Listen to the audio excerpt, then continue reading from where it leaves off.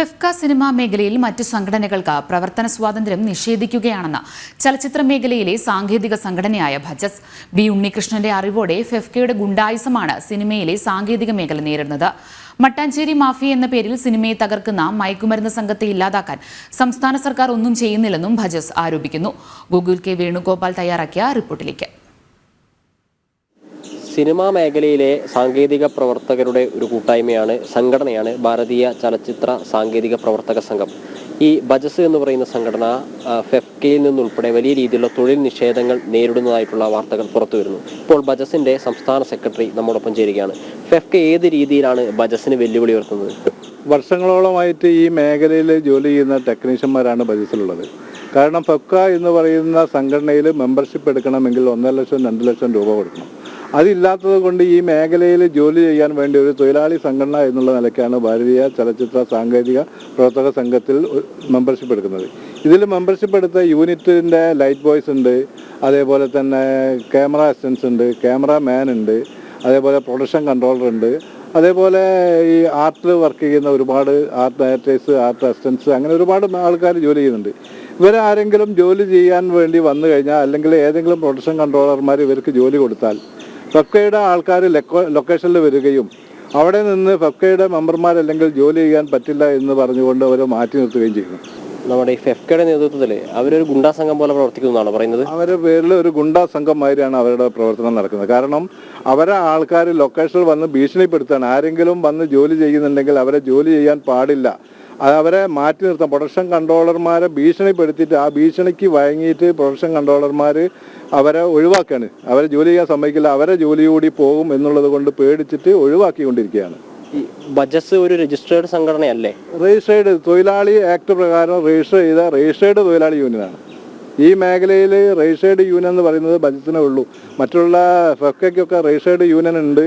അത് തൊഴിലാളി എന്നുള്ള ലെവലിലല്ല രജിസ്റ്റർ ചെയ്തതെന്നാണ് അറിയപ്പെടാൻ കഴിഞ്ഞത്. ഈ ഇത്തരം ഗുണ്ടാ പ്രവർത്തനങ്ങൾക്ക് നേതൃത്വം നൽകുന്ന ആരാണ്, അല്ലെങ്കിൽ ആരെങ്കിലും ഒരു പേര് സ്പെസിഫൈ ചെയ്ത് നമുക്ക് പറയാൻ വേണ്ടി പറ്റുമോ? അതിന് ഈ ഗുണ്ടാ പ്രവർത്തനത്തിന് ഏറ്റവും നേതൃത്വം കൊടുക്കുന്നത് ഒളിഞ്ഞും മറിഞ്ഞും കൊണ്ട് ഫെഫ്ക ഉണ്ണികൃഷ്ണന്റെ നേതൃത്വത്തിലുള്ള ആൾക്കാർ തന്നെയാണ്.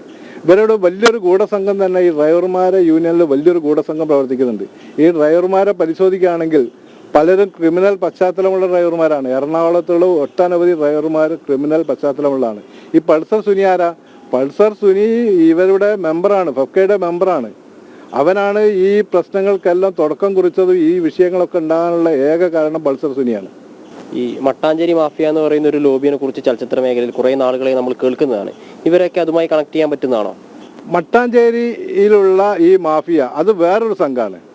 അവരുടെ പ്രധാന വരുമാനം കള്ളപ്പണമാണ്. അവരുടെ പ്രധാനപ്പെട്ട വരുമാനം കള്ളപ്പണവും അതേപോലെ തന്നെ ഡ്രഗ്സും ഇതെല്ലാം കൊടുത്തിട്ടാണ് ഇവർ വേറൊരു സംഘം, അതായത് ഇവരെയൊക്കെ പൊളിക്കാൻ വേണ്ടി വേറൊരു സംഘം വന്നാണ്. അവർ വലിയൊരു മാഫിയ തന്നെയാണ്. അവരൊന്നും ഒതുക്കാൻ കേരള സർക്കാരിന് ആർക്കും കഴിയില്ല. കാരണം നമുക്ക് മനസ്സിലാക്കാൻ കഴിഞ്ഞത് മഞ്ഞമ്പൽ ബോയ്സ് എന്ന് പറഞ്ഞ സിനിമ 150 കോടി ക്ലബ്ബ് ചെയ്തെന്ന് പറയുന്നത്.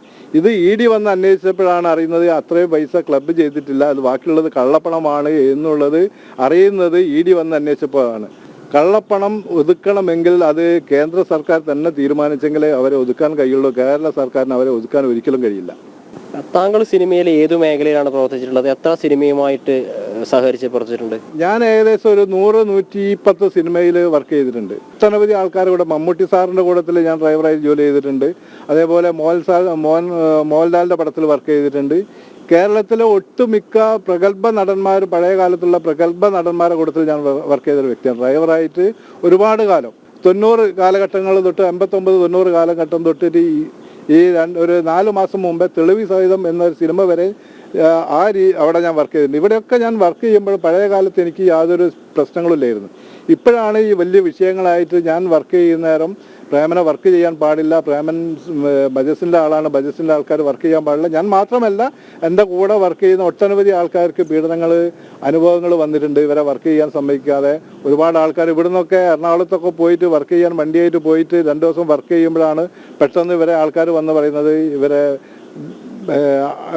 ഫെഫ്കയുടെ മെമ്പറല്ല, അവരെ മാറ്റി നിർത്താൻ പറഞ്ഞ മടക്കി പറഞ്ഞു വെച്ച ഒട്ടനവധി ചരിത്രങ്ങൾ നമ്മളെ മുന്നിലുണ്ട്. എന്തായാലും ചലച്ചിത്ര മേഖലയിലെ വിവിധ പ്രശ്നങ്ങളാണ് ഇപ്പോൾ കേരള സമൂഹം ചർച്ച ചെയ്തുകൊണ്ടിരിക്കുന്നത്.